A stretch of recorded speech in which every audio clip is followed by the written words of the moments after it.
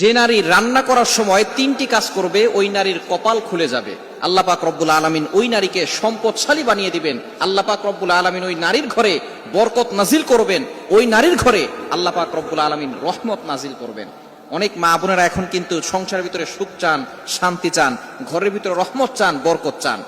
বিশেষ করে যে সমস্ত নারীরা সংসারে বরকত চান তারা কিন্তু অবশ্যই এই তিনটি কাজ করবেন। দেখবেন আপনার ঘরের ভিতরে শান্তি আসবে এবং আপনার রান্না সুস্বাদু হবে এবং আপনার রান্না যারা খাবে তারাই আপনার প্রশংসা করবে। আমরা অনেকেই কিন্তু নিজের প্রশংসা শুনতে চাই এবং অনেকেই আমরা ঘরের ভিতরে বরকত চাই, রহমত চাই। এজন্য আমরা এই তিনটি কাজ করব। নাম্বার ওয়ান, এক নাম্বার হচ্ছে আপনি যখনই রান্নাঘরে প্রবেশ করবেন তখন আপনি সালাম দিবেন।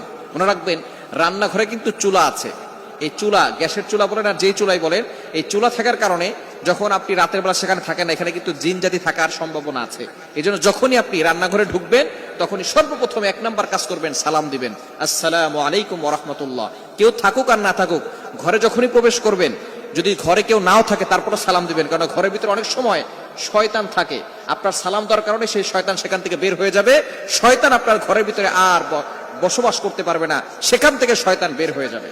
আল্লাহ পাক রব্বুল আলামিন নিজে বলে দিয়েছেন, কোরআন খুলেন, আল্লাহ পাক রব্বুল আলামিন বলছেন 18 নম্বর পারা 17 নম্বর পৃষ্ঠার 13, 14, 15 নম্বর লাইন, সূরাতুন নূরের 61 নম্বর আয়াতে রব্বুল আলামিন বলেন, ফাইদা দাখালতুম বুয়ুতান ফাসাল্লিমু আলা আনফুসিকুম তাহিয়াতাম মিন ইনদিল্লাহি মুবারাকাতান তাইয়্যিবা।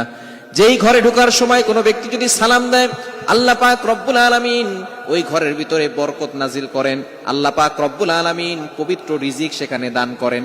এজন্য এক নম্বরে নারীরা, মা বোনরা যারা রান্নাঘরে যাবেন সর্বপ্রথম